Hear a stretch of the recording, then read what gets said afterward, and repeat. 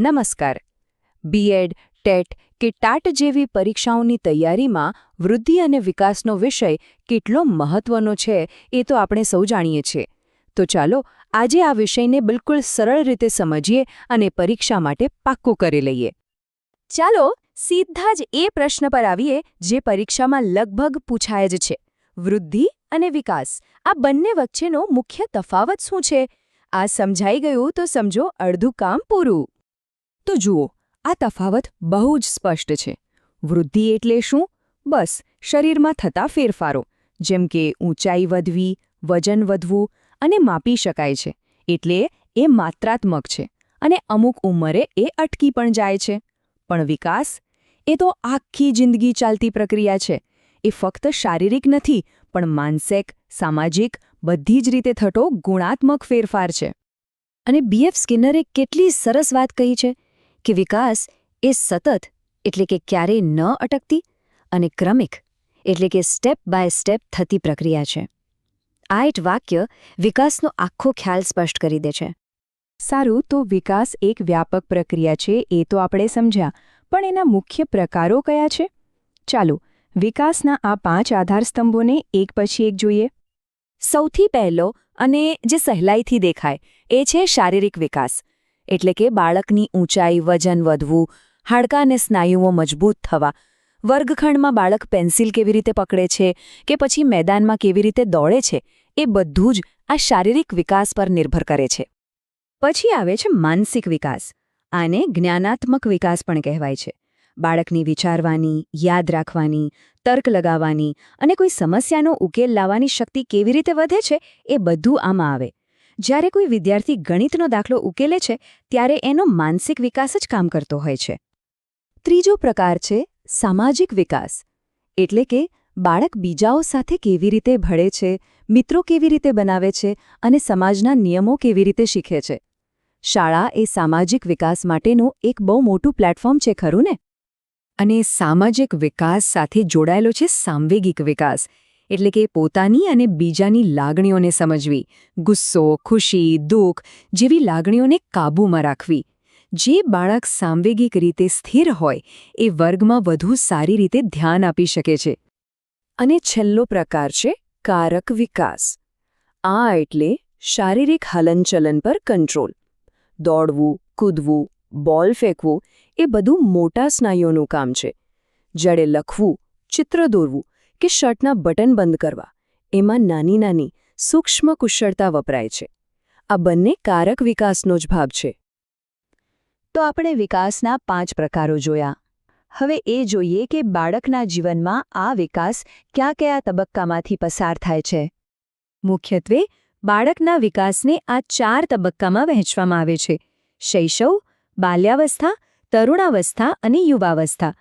એક શિક્ષક માટે આ દરેક તબક્કાની ખાસિયતો જાણવી ખૂબ જ જરૂરી છે.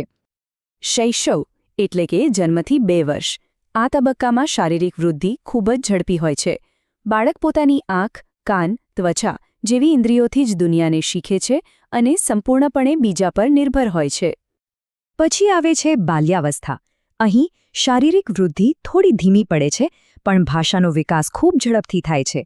બાળકો સવાલો પૂછતા શીખે છે, એમની કલ્પના શક્તિ ગજબની હોય છે અને તેઓ મિત્રો સાથે રમવાનું શરૂ કરે છે.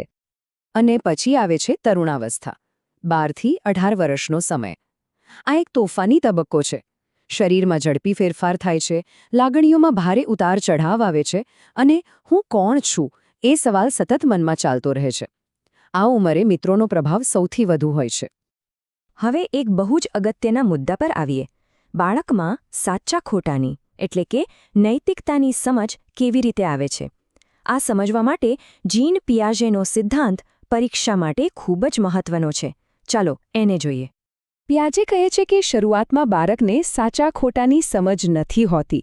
પછી ધીમે ધીમે મમ્મી પપ્પા કે શિક્ષકના ડરથી એ નિયમો પાડે છે. ત્યાર પછી એ સમજે છે કે નિયમો બધા માટે સરખા હોય છે. અને છેલ્લે તરુણાવસ્થામાં એ પોતાના વિવેકથી નક્કી કરે છે કે શું સાચું છે અને શું ખોટું. આ એક સુંદર પ્રવાસ છે બાહ્ય નિયંત્રણથી આંતરિક સમજ સુધીનો. તો સવાલ એ થાય કે આ બધા વિકાસ પાછળ કયા પરિબળો કામ કરે છે? શું બધું જન્મથી જ નક્કી હોય છે કે પછી વાતાવરણની અસર થાય છે? આ એક સનાતન ચર્ચા છે, વારસો વિરુદ્ધ વાતાવરણ. જો વારસો એટલે કે માતા-પિતા તરફથી મળેલા જનીન એક બ્લુપ્રિન્ટ જેવું છે જે નક્કી કરે છે કે બાળકની આંખનો રંગ કેવો હશે કે તેની બુદ્ધિ ક્ષમતાની સંભાવના કેટલી છે. પણ એ બ્લુપ્રિન્ટ પર ઇમારત કેવી બનશે એનો આધાર વાતાવરણ પર છે. એટલે કે એને કેવો પરિવાર, કેવી શાળા અને કેવો સમાજ મળે છે. મતલબ કે બંને એટલા જ જરૂરી છે. તો આપણે વૃદ્ધિ, વિકાસ, તેના પ્રકારો, તબક્કાઓ અને અસર કરતા પરિબળો વિશે વાત કરી. પણ આ બધી માહિતીનો અર્થ શું? એક શિક્ષક તરીકે આ બધું જાણવું શા માટે જરૂરી છે? આ વાક્ય બધું જ કહી દે છે. શિક્ષકનું કામ ફક્ત પુસ્તકો ભણાવવાનું નથી. શિક્ષકે બાળકના વિકાસના તબક્કાને સમજીને તેને અનુરૂપ શિક્ષણ આપવાનું છે. આપણે વિષયને નહીં, બાળકને ભણાવવાનું છે. એનો અર્થ એ કે આપણે એવું વાતાવરણ બનાવવું પડશે જેમાં બાળકને શીખવાની મજા આવે. દરેક બાળકની શીખવાની ગતિ અલગ હોય છે એ સ્વીકારવું પડશે.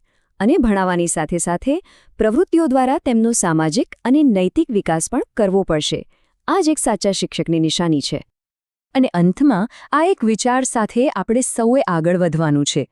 જ્યારે આપણે બાળકના વિકાસના દરેક પાસાને સમજીશું ત્યારે જ આપણે વર્ગના દરેક બાળકની અંદર રહેલી સાચી ક્ષમતાને બહાર લાવી શકીશું. આ સમજ જ આપણને એક સારા શિક્ષક બનાવશે.